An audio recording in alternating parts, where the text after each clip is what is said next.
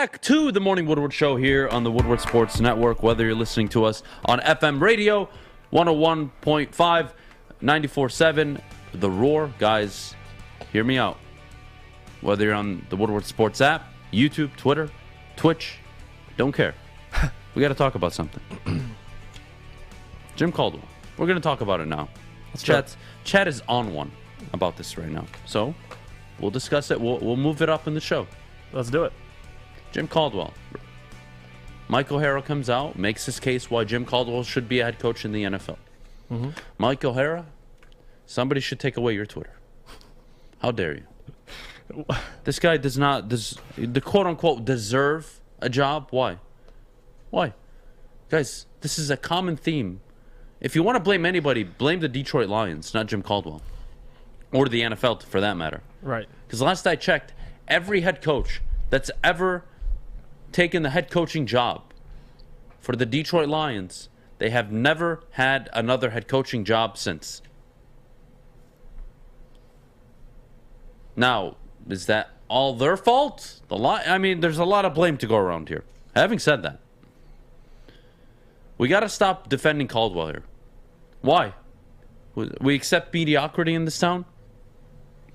Hockey town, guys. Perspective. What is this? What is Detroit? What is the meaning of Detroit sports? Huh? Bad Boys Pistons. Going to work Pistons. Prime Tigers. All those ALCSs. The World Series runs. Competitive teams spending big money. The Red Wings spending big money. Dynasties. Back-to-back cups. 4 Stanley Cups in that era. One of the original 6. Some of the greatest hockey players you've ever seen touch the ice. Some of the greatest basketball players you've ever seen hit the core. Isaiah Thomas, Joe Dumars, Ben Wallace, Chauncey Billups. Now you have a star rookie in Cade Cunningham. The Red Wings, star rookies in Sider, Raymond.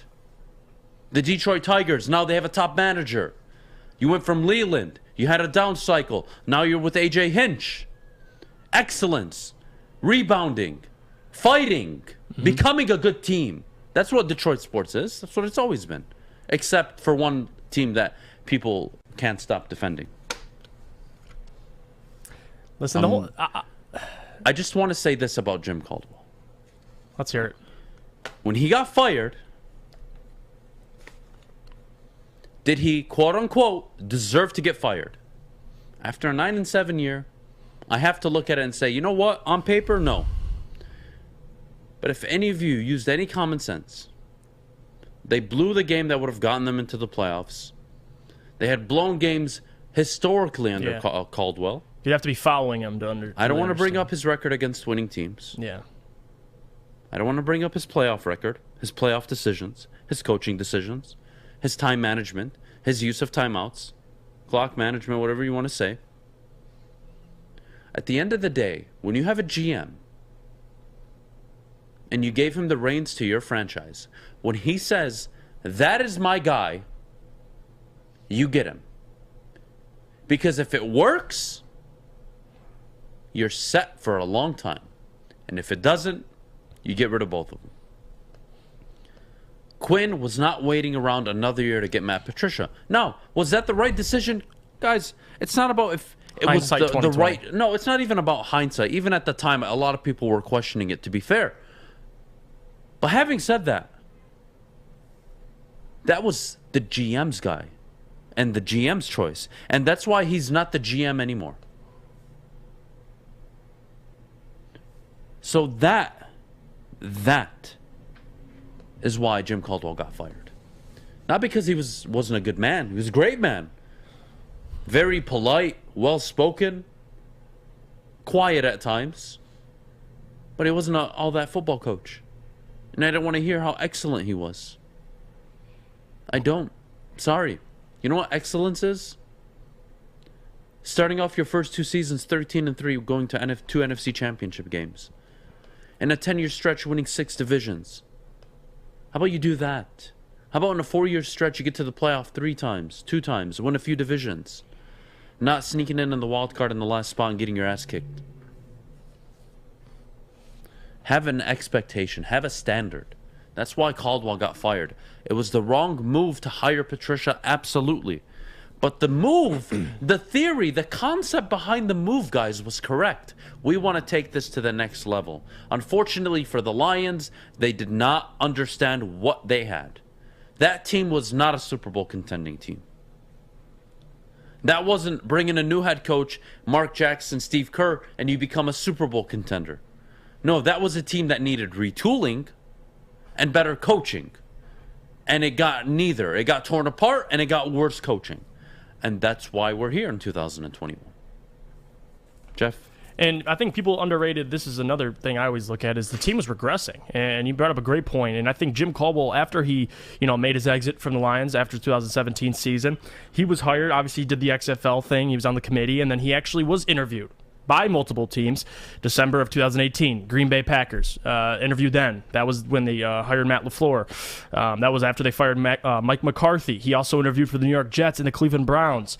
Then he, for a short period of time, was with Brian Flores. He had opportunities, and I'm a big Judd Caldwell guy in terms of just being a fan of him. Obviously, I get the firing. That's not what I'm here to argue, but him as a person, him as a coach. But I get the premise of Bob Quinn. I get it. You're a GM of a new team, and you have a coach in place that is not your guy. And you see it all around the league. It's not even just the Detroit Lions. Coaches get fired. And, and luckily this year, it was a little weird because, you had Brad Holmes get brought in. You had Dan Campbell get brought in. So at the same time, it wasn't like Brad Holmes really had necessarily a choice. But with Bob Quinn, he had a choice. He got rid of Jim Caldwell. It's really, and you nailed it on the head, it's who he's brought in after that kind of makes the argument. Like now people want to argue we should have kept Jim Caldwell because of how bad Matt Patricia was. But if you were a home run on the next coach, everyone would be agreeing. They made awful decisions, Quinn Tricia. It was really bad. And I'm sorry to quote Kalen in the chat. You are pointing out mistakes made by every coach in the NFL. His leadership and the players' respect is what made him a good coach. Missing pieces on the roster would have gotten him over the hump. But those pieces walked out. He walked in to a pretty damn near complete roster. Yeah. There's no roster in the NFL that all 22 are complete, full. I mean, outside of the Bucs last year, which was ridiculous, even this year. But still, that's never the case in the NFL. He walked in to one of the best rosters, one of the best defensive fronts, one of the most dynamic passing games. Stop it. He was not a good coach. Let me rephrase it, because that's not fair. He wasn't an exceptional coach, even great. He was just good. He was middle of the pack, can win you games. He ain't winning you a division. He ain't winning you a playoff game. He ain't getting you to the Super Bowl. I want to get over the hump, that hump. And you call it culture changing.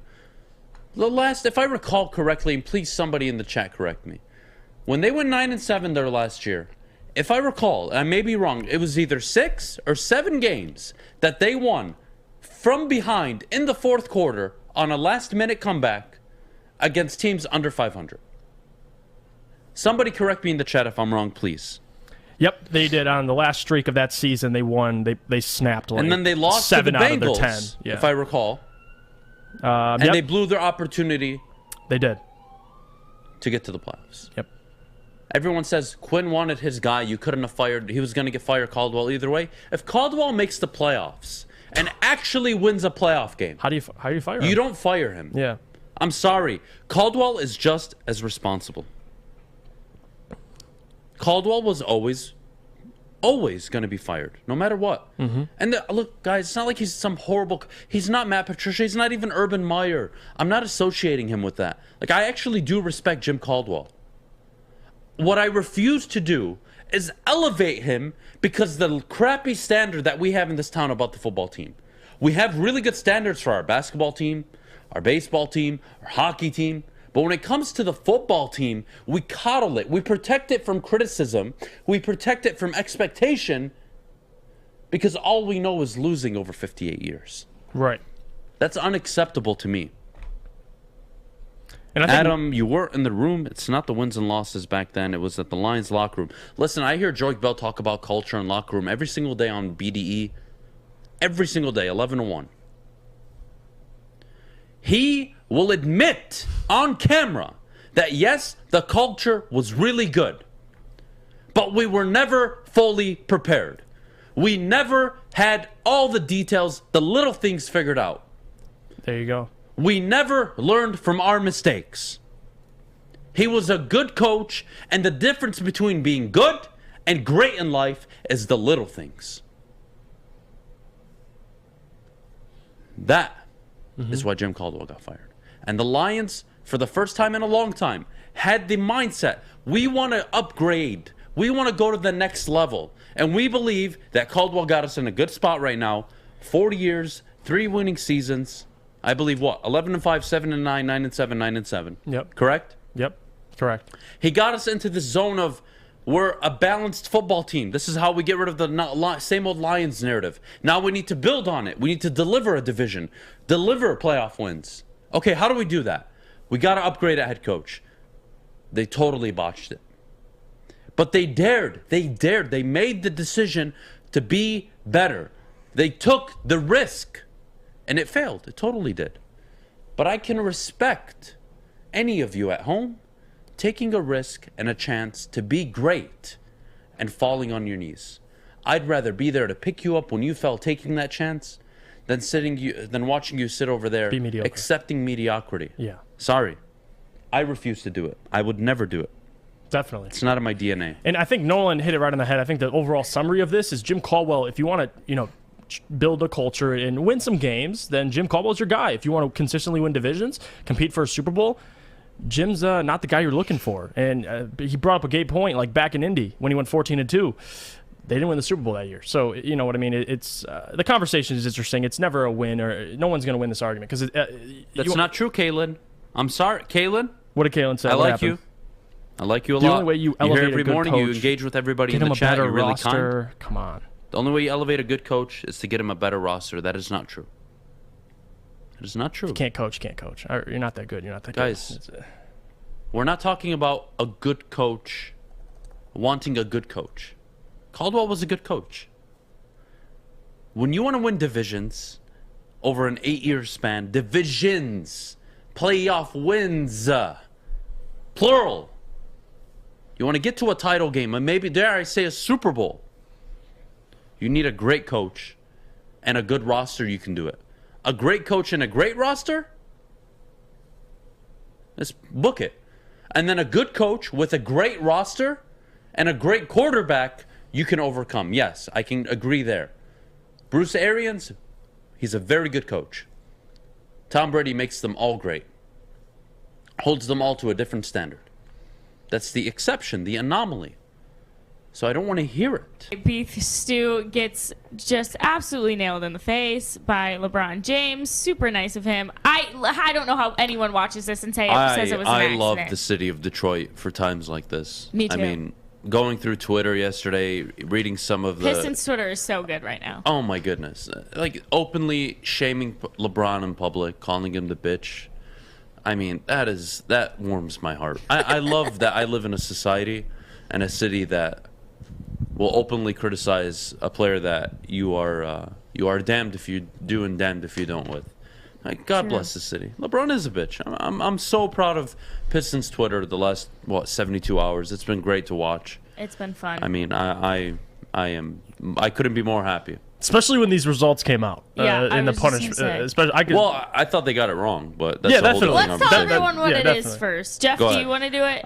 Yep. So LeBron James, we all know, 1 game suspension without pay, lost $284,000 in total, and Isaiah Stewart, 2 games without pay, which is probably going to total close to $1 million.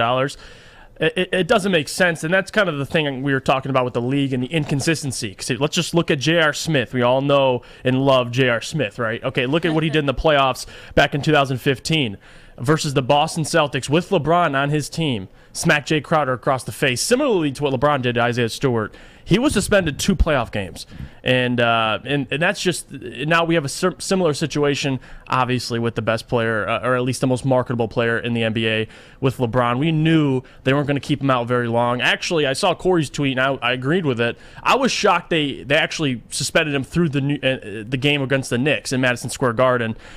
He is their prima donna, and he was able to get get one game, which is absolutely ridiculous. Why would you suspend a man more games for?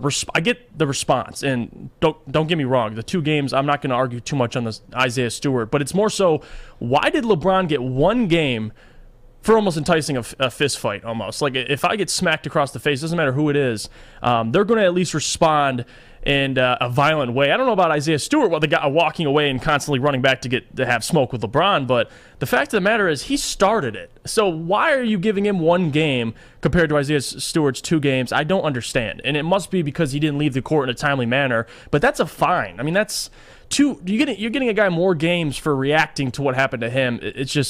It's actually kind of despicable, and it's kind of laughable considering the fact what the league's done in the past. But I mean, are we surprised, Adam? Are you actually surprised? Like, this is how the league treats LeBron. I mean, we understand. He's a first-time offender. But I get it. But the fact of the matter, why? Look at the consistency in the history. I guess there's no consistency. It's the NBA. All right? True. They freak out when their players openly criticize, or their GMs openly criticize China. And then they have a whole different narrative on other stuff, which we don't need to get into this morning. But the NBA is nothing but consistent at all. So, of course, they were going to protect LeBron. They gave him a game suspension. And they gave Isaiah Stewart 2. Why? 1-1, I thought, was more than fair. Just punish them both equally. I think equally. Isaiah Stewart, did he lose his cool? Absolutely. Did he charge multiple times at LeBron James? Absolutely. It was great. Having said that, it did not warrant more games than LeBron. That was not only an elbow, it was a closed fist reaction. It's not like he just, he was boxing out Jeff and his elbow grazed the eye of Isaiah Stewart. This was, I looked at you, I started an elbow motion, I closed my fist, and then I hit you in the lip and the eye with my fist. It doesn't. Even if the guy doesn't have a history, sense. Like, to your point, I get he doesn't have a history, but equally suspend them both 1 game. Like, why do you? Oh, we'll give Isaiah one more game. The more fair call, but whatever. I mean, this is the narrative that it's going to drive home. Isaiah Stewart now is going to have this narrative of he could be a dirty player, he could be an aggressive player, whatever the case may be.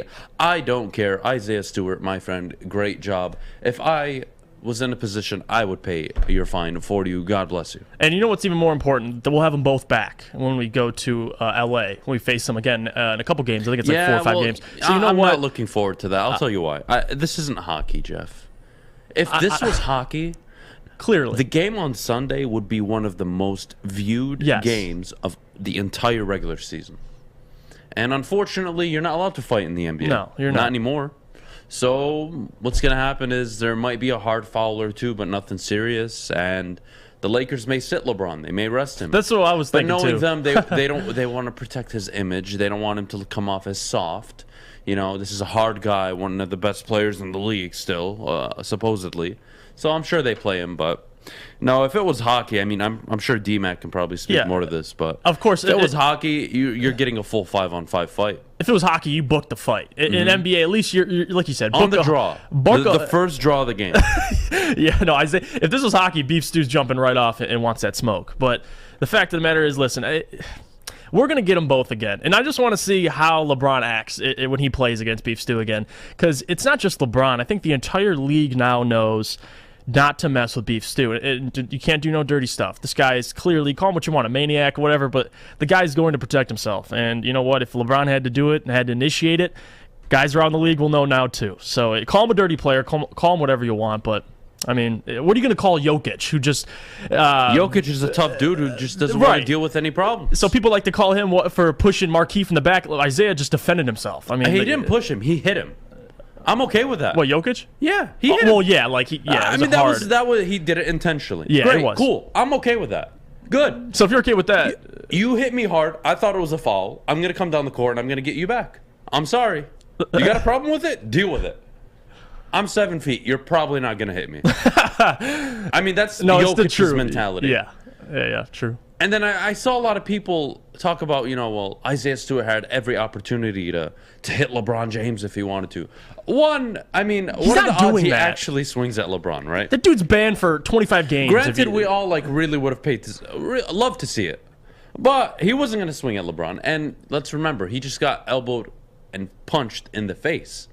So Last I checked, whenever somebody gets hit in the face by a, let's say, 6'6", 250-pound adult, that hurts. So what happens? You get up, you're still kind of like collecting your thoughts, what just happened, and then all you see is LeBron in front of you, hey, my bad, my bad. You're like, bro, what? What just happened? And then it like starts clicking in your head. You hit me. And then he lost his shit. You're right. And then you're right. He loses. He loses. I don't care, Kennedy. I know. Sorry, Enough. J-Dog. I say what I want. He's all right? 33, and this is how you treat I'm him. paying to give my opinion and using my words Justin, you and my set deserve of a raise. vocabulary. All right? Anybody doesn't like it, they can address it with me after the show. I don't care. I'm not changing how I talk. Anyways, back to the point. Isaiah Stewart was, I guess you can call for a brief moment in time, was concussed. I think that's fair to say. He was still like collecting his thoughts. What just happened? I just got hit pretty hard in the face. All I see is LeBron James in front of me telling me my bad. And I'm like, what? What? And then he loses his cool, rightfully so. Mm-hmm. And I don't think the people around him helped at all. I think they escalated it more than LeBron and Isaiah Stewart did. You saw everybody coming in as if they were fighting. Yeah. They had each other. They were locked up in arms, like talking. It wasn't a push, and then it's like, oh, God, we got to stop this. There was nothing that really justified what happened. And then you saw Russell Westbrook run in, and everybody started running in, making a scene of it. And then Isaiah Stewart got really pissed off. Because then he realized he was bleeding, I think. And then he started dripping saw from his blood. face. Yeah. And then he lost his cool, and everybody around him was losing his cool. So how is he getting suspended more than I just find it hilarious. So basically, in that instance, Isaiah Stewart, the NBA is expecting him to get up, wipe the blood, and say, "It's okay, LeBron. You didn't mean to hit me." And then get off the court, and then everything's all situated. Like, that's just not how the league works. If anybody, I think it was a dirty hit. It definitely was dirty. It was the We can definition agree of a with that. dirty play. Yes. And I'm sorry, I know it's the Golden Boy. I don't care. Doesn't have a history. When you do something as a that was really dirty. And I wish I could sit up here on a Tuesday morning and say, LeBron, it was an accident, guys. We're overreacting. No, not at all. That was eye contact, close the fist, and I'm going at like that was so clear. And any LeBron slappy or just NBA fan that wants to defend it is absolutely hilarious. They didn't watch the replay, clearly. No, they just don't want to see it. I mean, this is why we have the problems we have in this country. You can tell somebody the sky is blue, but damn it, if it's green to them, it's green. So you're not changing their mind. But regardless, you know what was great too at the end when that transpired? If you look in the crowd, I think Rip and Ben Wallace were there in the crowd, so they're probably sitting back just memories. Yeah. PTSD. Yeah, they're like they're just like chilling in the stands, like, oh, I remember. Waiting for the drink. Yeah. I'm still disappointed in Alex Westphal. How he still works here is beyond me. How are you at the game and you decide not to throw something at him? How? What kind of fan are you? Defend yourself. Yeah, turn your Come mic on. on, Alex. We're waiting. Big L, big Defend L. yourself. I mean, I was on the other side of the stadium from LeBron, so I don't think I could have made the throw. So you could have hit him with a soft pretzel. You could have taken off your shoe. Yeah. I still don't think I would have made it there. Sorry. I don't know. I should have done better. Can we agree on this though? If LeBron got hit with the hand, he might be in the hospital. There would be a memo across the league. He might be in the hospital. Every NBA front office would have received a memo. Guys, that is LeBron James. It is unacceptable that any of your players ever do something like that. We suspended Draymond Green 2 games in the NBA Finals because he gave him a love tap in the nut area. It was a 1-game suspension, right? It wasn't 2, but regardless. In the nut area. This is if that was LeBron. Oh my goodness! I'm hoping LeBron gets elbowed in the next few games. That way, I can see the league's reaction. Because whoever's going to elbow LeBron is getting 5-10 games minimum, and it's going to be so funny to watch. No, LeBron would have been at Henry Ford if he would have got hit by Isaiah Stewart. He would have been carted off. You thought Paul Pierce was bad? LeBron would have been carted off, helicopter to the nearest hospital. It would have been a whole thing. But we got to go to break. But Jeff, let's get into it. Wow. Maybe wow is the perfect word for Sunday. Perfect. And let me tell you guys, as someone that is openly and vocally a critic of Dan Campbell, wow. I can get on that. I can support that. That was their first actual football game that they've played. They looked like an actual football team. That wasn't, you get lucky, other teams make more mistakes than you. That wasn't any given Sunday, any team can beat any team in the NFL. No. That was 60 minutes of damn good football. And I really believe this. That win was very similar to the Mel Tucker win against Michigan year one. That win was very similar to the Penn State and Ohio State wins for Jim Harbaugh this year. If you want to call it program changing, that you can get behind. I see what you're trying to build towards. I understand what you are trying to become. Offensive line centric, I think we all already knew that the offensive line was their strength. But this ability to plug and play any back, that's a compliment. Yeah. Cleveland, San Francisco, you have those two models. Dynamic tight end similar to San Francisco. Okay, I see it. You'd like better talent at wide receiver? Amon-Ra St. Brown is stepping up to the plate. Josh Reynolds has clearly been a very good signing. Jared Goff, efficient, 21 of 26, 3 touchdowns. No turnovers. That was a football game. Yeah. Defensively, not surprised. They've been doing it all season, guys. Aaron Glenn's done a hell of a job with this team on defense. But it was the ability to put together a game plan for 60 minutes that totally threw off the Arizona Cardinals. That is football. That not only a fan base, but everyone in general can get behind. That is a direction you can follow. That is a direction you can see. Florida. Now, I'm not saying they're a playoff team next year. Don't get me wrong. But having said that, that looked like a football team. And whatever Ben Johnson is doing behind the scenes with Dan Campbell, God bless him. It's working. Whether he needs to be the offensive coordinator in the offseason, or they go out and get one, or they keep it the way it is now, we'll wait and see. Mm-hmm. And you guys want to talk about draft capital and position? We'll get to it later. But for this moment, 8:05 in the morning, downtown Birmingham, 12/20/21, December 20th, week of Christmas.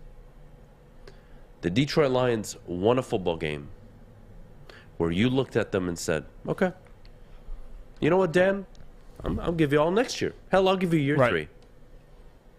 If that's your game plan, if that's your model, if that's what you're building towards, okay, I see it. No problem. Give me more. All for it. If that's how you want to play and that's how you want to build this team, okay, that's fine. That makes sense to me. And I have no issue with it.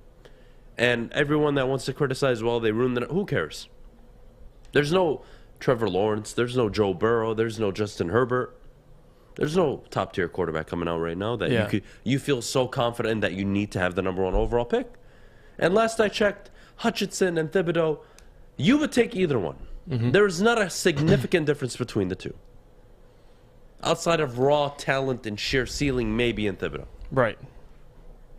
So what's the ruckus about this morning? It should be plain and simple. The Lions put together 60 minutes for the first time this year. And for the first time this year, I think as a viewer, you saw what they were working towards. All year, all you heard was they're playing hard. At least they're playing hard. Well, what's the game plan? What's the scheme? What's their identity? I saw an identity on Sunday. An identity that I can actually see in the future making sense. Yep. And that, I think, was more important than anything. Win was nice. But more than anything, you saw what this football team may look like late next year, maybe early year 3. That made sense to me. Sunday was so good. Sunday was so good. I'm sorry. And people can maybe jump on and say, well, no need to overreact. No, I think this is not an overreaction.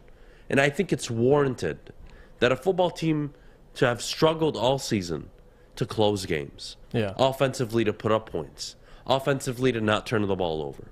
Defensively to overcome all the mistakes your play calling, and your offense has been doing to you all season. To go up against the 10-3 Arizona Cardinals, 13.5-point underdogs at home. It wasn't that they beat them. They beat the Vikings, guys. That was irrelevant. That wasn't a win. That was a football game. Yeah. That was a football team. That was a coaching staff that was prepared, that prepared their players. I can't say anything outside of compliments. And that looked like a football team that has an identity, and an identity that they're working towards, Jeff. Yeah, no, definitely. And it was definitely, I like to say, an alternate universe, because the Lions led 17-0, and the Cardinals didn't score, obviously, anything. And the thing that impressed me the most, obviously, we'll get to Aaron Glenn in the defense, because 4 red zone trips, 6 points. Like, I can't say good enough things about that. But Jared Goff, and man, Jared Goff, I would say, had his best game in Honolulu Blue yesterday. 3 touchdowns, 0 turnovers, 21 for 26. And the guy got touched up early. Didn't break him, made some beautiful throws. Amon-Ra St. Brown, Josh Reynolds. And the Josh Reynolds thing is interesting, because when the Lions brought in Josh Reynolds, ever since then, man, Jared Goff has looked like a tremendously different quarterback, and his turnovers went down. He's moving the ball more downfield. I think this game they average almost 8 yards per attempt, which is different for us in the Lions. I mean, they're not really throwing it downfield. So you mentioned Ben Johnson, and I think we need to reiterate that point, because ever since the news broke with Ben Johnson helping out with the play calling, drawing plays, you've seen more, at least schematically. Jared Goff not only looked better, but they're taking shots downfield, and I like it. And defensively, they've bailed this offense out. They fumbled again coming out of halftime. They're up 17-0. It could take the whole momentum out of the game, and what happens? Amani Oruwariye, your best corner, turns the ball over, and that's what you expect. I mean, you put your defense in bad positions, yes, but they still play their ass off. And early in the game, they went for the onside, didn't get it, and they held Kyler Murray 3 and out. So that's what you like to see. It was the most complete game I've seen as a Lions fan in quite some time. And you honestly can't reiterate enough that Jared Goff might not be your future quarterback, but I could at least argue the guy's stable. And if you get talent around him, the Josh Reynolds thing, Josh Reynolds has looked good. Amon-Ra St. Brown's coming into his own. And I've said this, when did I say this? It was week 3, I believe. And I said Amon-Ra St. Brown would lead all wide receivers in receiving yards. And I'm sticking by it, because he's getting better and better every game. He's just under 100 yards the past 2 games. So great things, especially from the offense, Adam, because we've been talking about this defense all damn year. And it's about time we give some credit to this offense, Ben Johnson, Jared Goff, and those guys. What do we always talk about, Jeff, when it comes to the Pistons, the Tigers, the Red Wings? Joining us now, Corey Woods, beat reporter for the Detroit Lions and the Woodward Sports Network. Corey, we talk about this all the time. Red Wings, Pistons, even the Tigers. Why do you accept the rebuild with these 3 teams? You see where they're going. Right. You see the identity. You see what's being built. With the Lions, excuse me, I don't think anybody could say you actually knew where this was going up until Sunday. Sunday felt like an identity game for me. And that's the first time I was really like, you know what? I've always liked Brad Holmes. I always thought he had done a good job all year. But I was waiting for something that you can show me 3 years from now that says, yep, that was the game where they built an identity if it turns out to be successful. That was a statement win. That was a Absolutely. statement. That was a statement win for the franchise, for where they're trying to go, for everything that they want to become. Now, I want to get on this real quick, because I've just been seeing this all over social media, and it's been ticking me off. The Lions are messing up their draft position. The Lions are messing up their draft position. Lazy. Okay, look. If the Lions draft 1, they draft 2, they draft 15, they draft 115. Brad Holmes' damn job is to go out there and find talent at whatever position they get. These guys are playing a violent game. They're not trying to go out there and hear you talking about tank. Some of these guys are out there. This is a violent game. Some of these guys are out there playing to either come back to the Lions next year, trying to get a paycheck, or they're auditioning for their next team. These coordinators and coaches, they're either auditioning for a promotion here with the Lions or a promotion with another team. Yep. No other team is trying to hear like, well, why don't you guys, what happened in Detroit? Oh, well, we were tanking, so overlook that. Bull crap. Go out there and play. If you want the Lions to tank, that contradicts the same old Lions mentality. I mean, you want them to go ahead and build something. The Lions can't just, you can't say the Lions need to go ahead and tank, then, okay, after we tank and we get these picks, then we can turn it on. The Detroit Pistons have a history of, we can go back to and say, okay, we're going to do it like this, and then we're going to turn it on for our franchise. The Tigers, to a degree, they have that. Yeah, the right. Red Wings, they can say, okay, we're going to build this way, and then we're going to go back to Red Wings. The Lions have to keep it on at all times. They're trying to install a culture. So what you do, you win. You go out there and you play the best team in the NFL, and you don't give up the lead the entire game. You beat them for 60 minutes. Absolutely. That is how you build a culture. And then wherever the chips fall they made in the draft, Brad Holmes has to go find talent regardless. I don't want to hear about tanking. It's no surefire guarantee if they get number one that a Thibodeau or a Hockenson will be the guy in Detroit.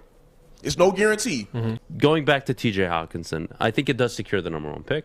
Yeah. I have no issue with it. Do you pay TJ Hockenson tight end money? 12 million a year. Are you confident in giving him, one, picking up the fifth-year option, which I think they do because of his rookie contract. Of course. But B, do you re-up him? He's played a total of 1 season worth of games in 3 seasons. This is becoming a problem, and nobody wants to talk about it.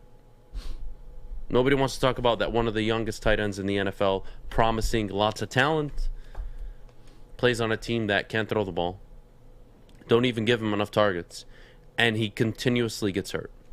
How does that make sense to anybody? No, it doesn't. And what do you do?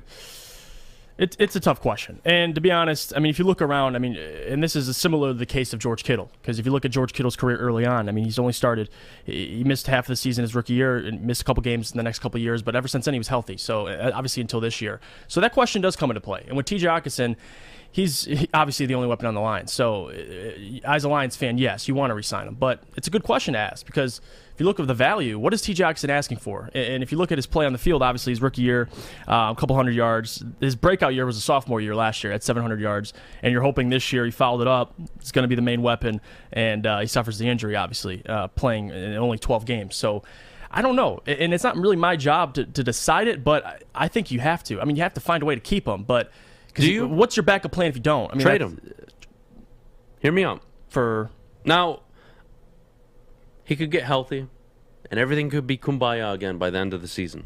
Or I should say by the start of next season. Right, and that's probably why they shut him down. But you're 3 years in. He's got one more year on the rookie deal. And then you got to pick up his 5th-year option, which is fine. Mm-hmm. And then you got to franchise tag him if you want to keep him. So they have 3 years to make this decision. This doesn't have to be right away. But are you going to pay this guy $14 million a year to play 5-6 games a year, 7 games a year on average? I don't think that's the right decision. I wouldn't consistently say it's going to be 7 games on average. Yeah, I get the 3 seasons. Significant time in every single year. Not every single year. Rookie year missed him. Yes, missed last about year 7 missed a few games. No, last year he didn't miss a single game. Yeah, he did. No, he didn't. He played 16. There's no way. Yes, he's missed a total of 16, 32, 49. No, he's missed almost 30 games. No, he started every game last year. But the rookie year he missed 8, okay. And then or 4, and then this year he's going to miss the rest of the season. Okay, so he's missed the full season. So 2 out of the 3 he's been. I mean, yeah, I get what you're saying. So he's played a little over a season and a half for you in 3 years. Yeah, not like Akuda numbers, but I get what you're saying. That's bad. Look, this is a guy. It's so weird saying trade TJ Hockenson, because I think we all know just the kind of potential he does have. Yeah. And look, he comes from Iowa. It's tight end university. Having said that, he's got to get right. He's got to be healthy, and next year he's got to have a good full season. And if he doesn't, somebody's got to talk about it. Somebody needs to think about this. If your tight end is not going to be available, what's the point? What's the greatest thing in the NFL? What's the greatest asset? Being available. That's it. Yeah. Jeff Okudah, you know why he's a bust? He hasn't played a single game in God knows how long. Can't evaluate him.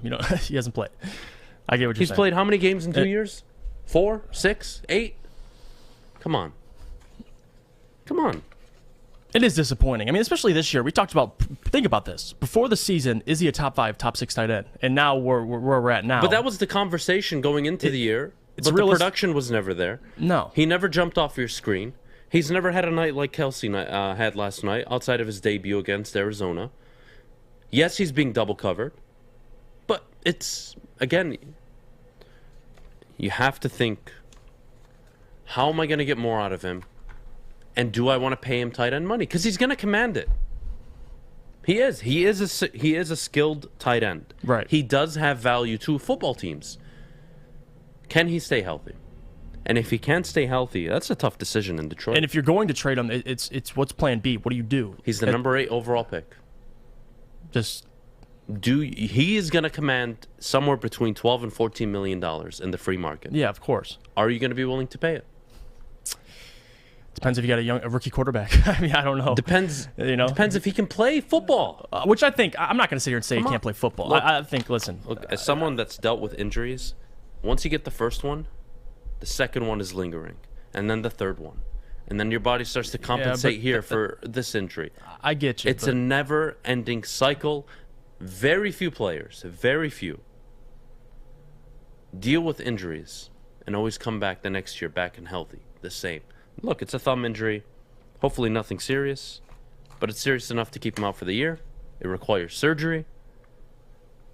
Dude's got to get healthy. Sorry. You need to be on the field. You want to get paid $12-14 million, you got to be on the field. And when you're in a rebuild, you don't want to be shelling out money to players that aren't going to be available. Look at the position the Lions are in right now with Jeff Okudah. He's played less than 8 games in his first 2 years. You're not going to pay him top-tier corner money. Are you moving him to safety? Nobody knows what's going on right now. Does that mean the Lions will draft a corner in the 2nd round, 3rd round, 4th round? Are they going to go safety? Are they going to try to trade back and get Kyle Hamilton? What's the move? No clear answers. You have to make tough decisions like this. And when I see TJ Hockenson headline out for the season, surgery, I immediately think 2-3 years from now, someone's got to make a tough decision. Now, whether or not you trade him, who knows? Maybe too early to say that. Yeah. But I don't think it's ever too early to talk about somebody who has a consistent injury history during his first 3 years. Don't see it. He's not producing like Kittle. Not producing like Kelsey. Not producing even like Waller. He's not even Mark Andrews. The production is not there. And whether it's because it's such a run-heavy offense, I could argue that the Ravens are a run-heavy offense. I could argue that Mark Andrews is actually their number 1 target. He does just fine. I'm gonna wait on TJ. I'm not gonna. Because listen, last year, obviously, the weapons we had last year wasn't anything special. But the guy had 700 yards in that system. This year, no one around him. And I'm not gonna sit here and say Jared Goff's to blame. I'm not gonna sit here and say that. But I think the tension that he brings this year, I'm gonna give him a year. Surprisingly, honestly, there is a consensus in the chat where they do agree they don't want to pay TJ Hockenson. Well, elite money. Top elite tight end money. If he's asking for, I think you guys are right. Absolutely. Kenny Golladay, I think, is a good example. But it's 3 years from now. You have 3 years to make this decision. Yeah, of course. I'm not saying it needs to be this offseason. And you'll know by then. You'll know. You'll know by the end of next year. By Thanksgiving of next year, you will know if TJ Hockenson will be a part of your future. Because if he's available and he's played all the games, excitement, optimism. If he misses 3-4 games next year, you're scratching your head and you're saying, dude, the season's not even over. There's 5 games left, and you're already hurt. Yeah, if he's hurt again next season, then...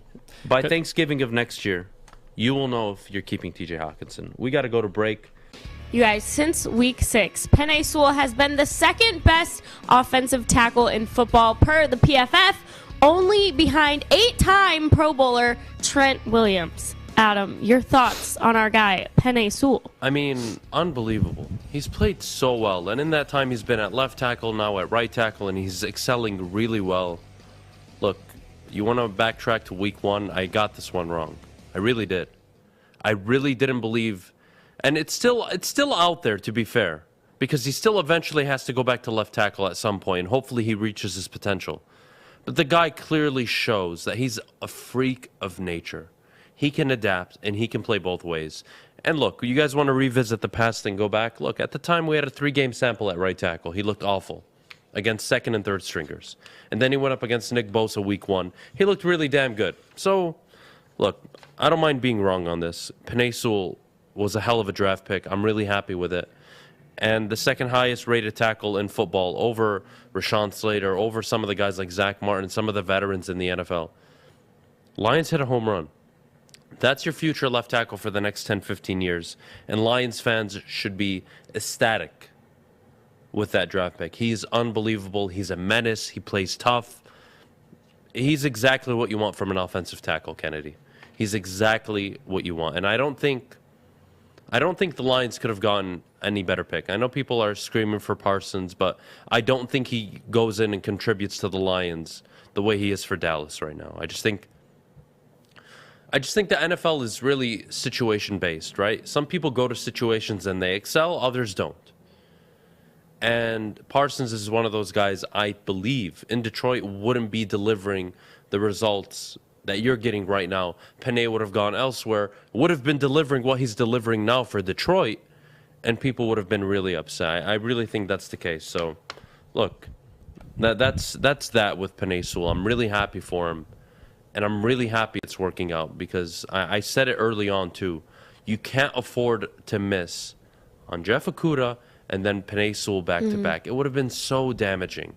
You're trying to gain the trust of this fan base. Missing on your first-round pick is not a good start. And early on, it looked like a whiff having him at right tackle.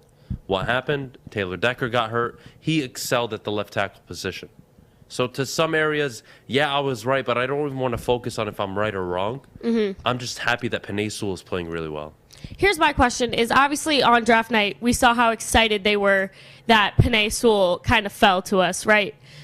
Do you think they had thought even that far of, oh, we have Taylor Decker, but now we just drafted a left tackle when we know Slater was still on the board? Look, I think with Decker, what the Lions are hoping out for is he plays well into his 30s. And then Penei Sewell just becomes a full-time right tackle, which... You think that was their initial plan? I have to believe so. Okay. Decker is on a friendly contract. You're not overpaying for him, let's put it that way. You're paying him what he deserves. He's a very good tackle. Having said that, it does blow my mind that they took that kind of risk going for a Penei Sewell, asking him to change positions. But hey, high risk, high reward. And right now it's rewarding just fine. So I got to tip my cap. It's a great move. They look good. If Decker plays well into his 30s and at a high level, the Lions have a top 5, top 7 O-line for the next 8 to 10 years. Well, that's a damn good thing. I bring up Slater because he was still on the board. What, did he go 9th? No, Slater went in the teens. I believe he went 13th. Geez Louise. Okay.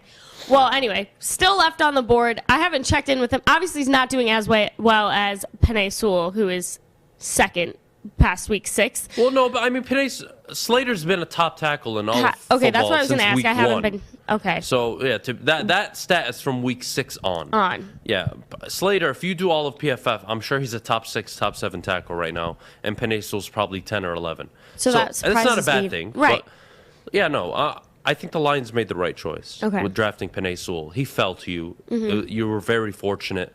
You saw the reaction of them when he fell to him and how they drafted him. Even the reaction of us at the bar. Of course, and everybody should have been excited.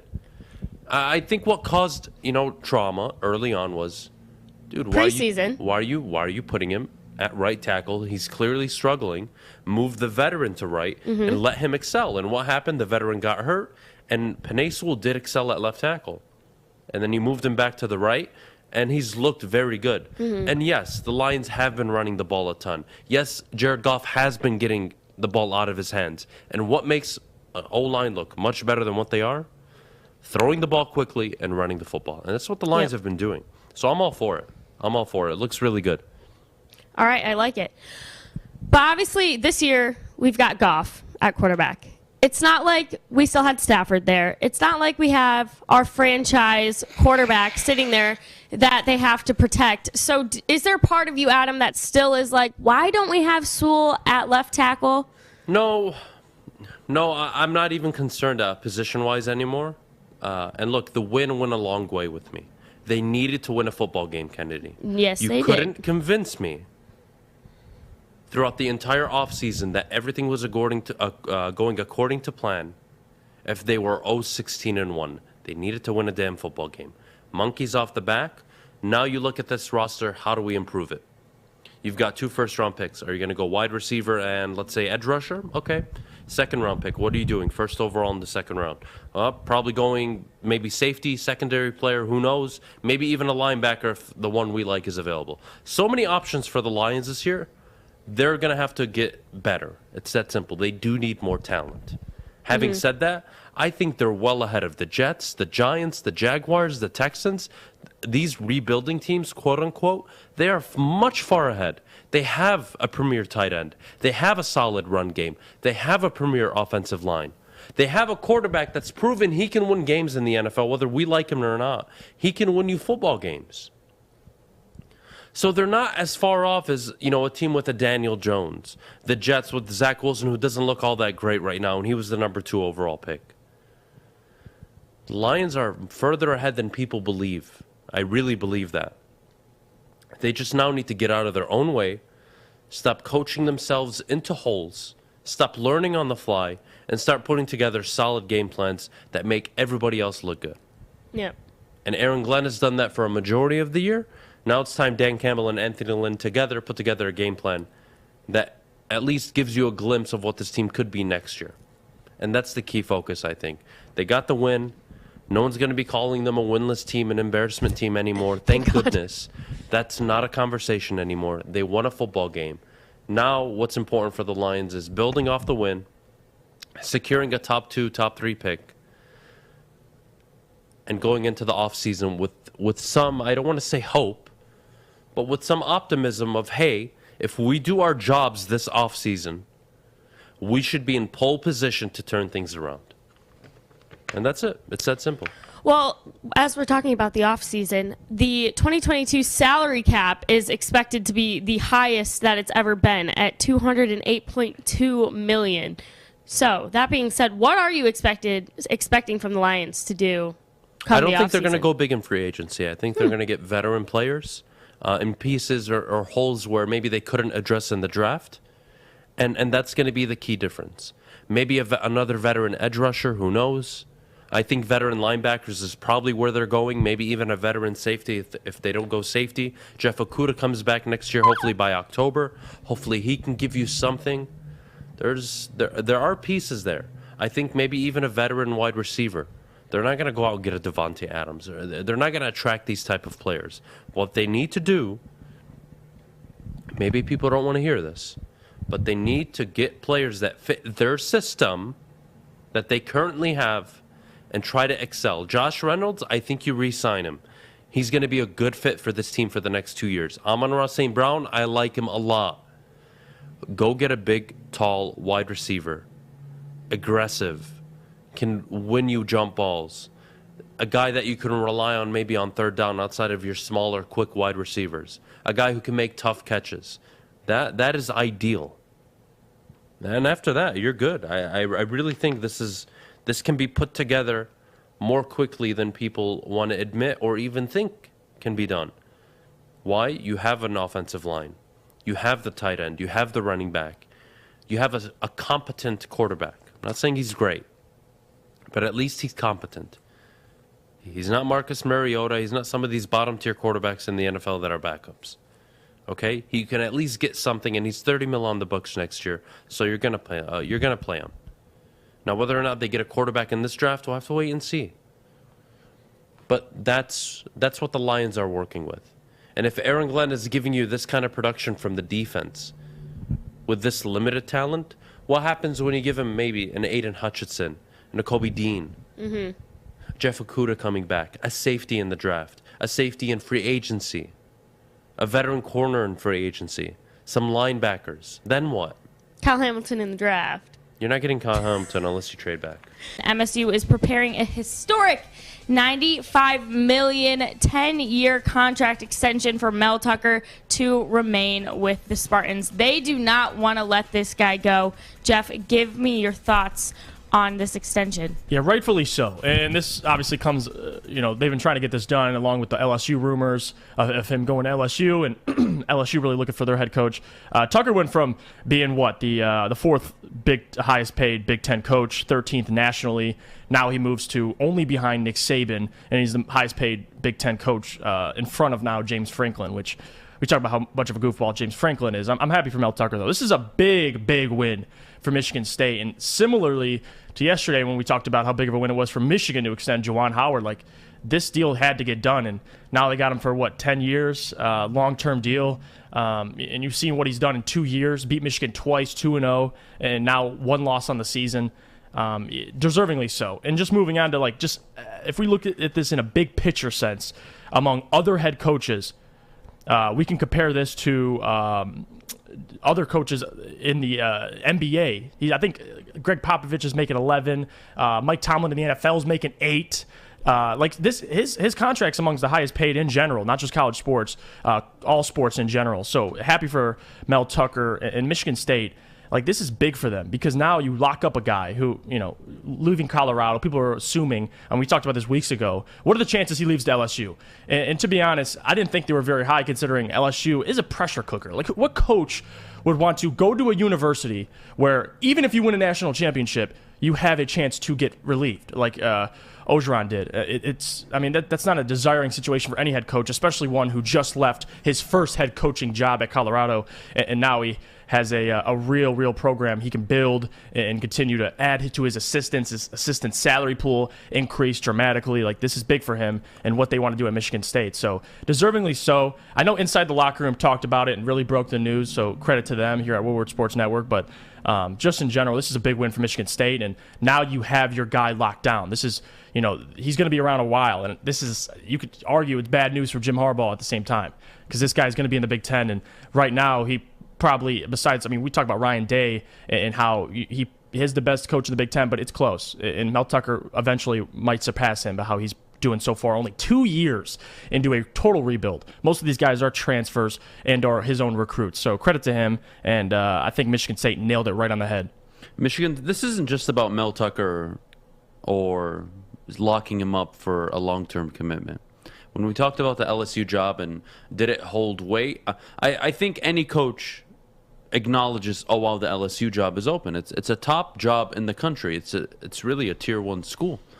And really the argument against it, or at least at the time a few weeks ago when we discussed this, was, all right, Mel Tucker, if you decide to leave, that is your third job in less than 3 years. You clearly aren't a guy that I can build a program around. I didn't think that was going to fit Mel Tucker's narrative, so I dismissed any chance of him going to LSU. But moving forward, Michigan State are putting themselves at the big boy table. Mm-hmm. They really are. Mel Tucker has done, we can all agree, a phenomenal job of turning around a Michigan State program that a few years ago couldn't win 2, 3, 4 games, and now they're sitting pretty at 9-1, started the season 7-0. That's a big ask. That is very telling, if you ask me, at least. They're trying to be a Michigan. They're trying to be an Ohio State. They're trying to be Clemson, Bama, LSU, USC, Oklahoma. They're trying to become a top program in the country. And that's not a knock on Michigan State. There's only a handful of them. And it's very difficult to become one of those upper echelon programs. And you can ask me, well, Adam, how do you consider Michigan a powerhouse brand? But they have had zero success on the field realistically since 1997. Well, their fan base is one of, if not the largest in the country. They are worldwide. They're known worldwide. It's a brand that you can't argue with. And that's where Michigan State is right now. We're never going to be Michigan if we continue to go along about our business in this fashion. And of course, the two big boosters at Michigan State sit down with the board and they make a commitment. We want to take our program to the next level. How do we do that? We put big money on the table for a head coach. We show not only the kids and the future prospects and kids that are going to come into the program years from now. No. We're not just showing them our intent. We're showing other coaches, other programs, hey, this isn't just going to be the Michigan State that can upset you every other year, every 2, 3, 4 years. This isn't the Michigan State that'll win 2 Big Ten championships over a 12, 14, 15-year period. No. We plan on being the Michigan State that is in the Big Ten title game 3 out of every 6, 7 years. We plan on being relevant every year. We plan on winning it some years. We plan on coming up short other years. But we're going to be in the conversation like Georgia has been, like Alabama has been for such a long time.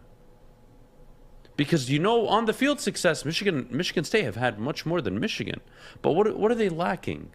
That brand impact. And how do you really overcome that? You look at Oregon. Oregon was never some sought-after school, huge program. No, but they made a commitment to facilities, their jerseys. Everybody talked about the Oregon jerseys early on when they first renovated everything. You were like, I just want to go to Oregon and play in their jerseys. They had the best jerseys. And to this day, you could probably argue they have some of the coolest alternates and jerseys in the country. And that's a big factor of how they recruit their players. Now Michigan State is attempting to take that leap. Will they be successful? It's a difficult thing to do. When you're trying to beat Alabama, Michigan, LSU, USC. USC has been an irrelevant program since Pete Carroll left. And they are still a top recruiting station.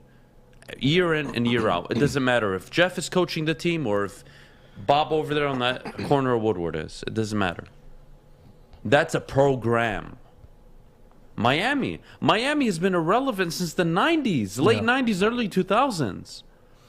But it's the U. What's Michigan State's brand?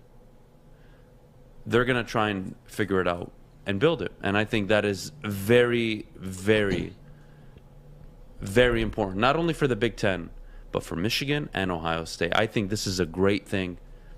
You don't want just Penn State and your Iowas, your Wisconsin. No. Michigan State are deserving of becoming this type of program. They've earned it on and off the field. And now it's their turn. I always tell you guys, stop with the little brother nonsense. Here you go. Now you really need to stop. Because, quote-unquote, little brother will be a top destination for head coaches well past Mel Tucker. And if he's there for 10 years, don't get me wrong, that is amazing. And that means he's doing a hell of a job. But even if Mel Tucker doesn't work out in year 5, but he's been to multiple college football playoffs, he's won a few Big Tens. Well, the program is set. Let's bring in the guy that can deliver. Michigan State are positioning themselves to become a nationally acclaimed, recognizable program. And I think that more than anything shows their intention moving forward. They're not just going to be okay with having a 9-win season right now. Maybe they finish 9-3, 10-2. Maybe they win out. They go 11-1. Who knows? But the point is, okay, we're happy we're in this position, but we want to be in this position every year or every other year at bare minimum. We want to be an 8, 9, 10-win program for 10, 15 years. We want to win multiple Big Ten titles. We want to win a natty. We want to make the college football playoff multiple times. That's how you become a Tier 1 program, a college, one of those Clemsons, your Bamas, your LSUs, your Georgias. That's how you do it. And who else than a guy with SEC roots, a guy who can recruit just as good as anybody in the country can right now, a guy that dominated the transfer portal this past offseason, and look at it paying off now. And I wonder Michigan State are in a great position. I wonder what this does for Jim Harbaugh, especially like recruiting-wise. I mean, you got a guy who took a bunch of transfers and look what he's doing, beat Michigan. It looks like the more ideal situation for anybody, and especially you're the second highest paid collegiate head coach in football behind Nick Saban. So there's obviously expectations that go with that, and I think Mel Tucker will live up to them, but there's pressure there. And the next couple of years, we'll see, because it was a great second year. He had a very great year this year, beat Michigan, now he's 2-0. Like, you can go on and on. But it's what they build off of, and I think they can do it. It just depends how hard Mel Tucker, and I think he's perfect for the transfer portal. He's perfect for recruiting. I mean, that's a guy you want to go play for. So in all those aspects, he'll be fine. But it's interesting. Second most highest paid well, Mel coach Tucker, again, behind Nick Saban. I don't think the expectations are overwhelming. But what are expectations? He came in. He understood it was a rebuild. Yeah, we all did. And he has over-delivered in year 2. And again, this isn't a Michigan fan base. We're talking about Michigan State, who have recently won a Big Ten championship, who have made a college football playoff appearance. The results speak for themselves. This isn't just a result-based move. This isn't, we want to be winning only 9, 10, 11 games every... No. That is part of it. But we want to set ourselves up that in 20 years, No matter the outcomes, we are still revered as a top program. Why? Because Michigan haven't won a damn thing of true value since the early 2000s with the Big Ten championship. It's been almost 20 years. They still hold cachet. The maize and blue. Right. The big house. The 10-win seasons. This is what you're trying to... this is what you're trying to go towards if you're Michigan State. And we're going to have Brandon Brown on a little later on in the show. We're going to ask him about Jim Harbaugh, Michigan, how the season's going, expectations against Maryland, and then, of course, Ohio State. But what we also are going to ask him is, how does this affect Jim Harbaugh and Michigan moving forward?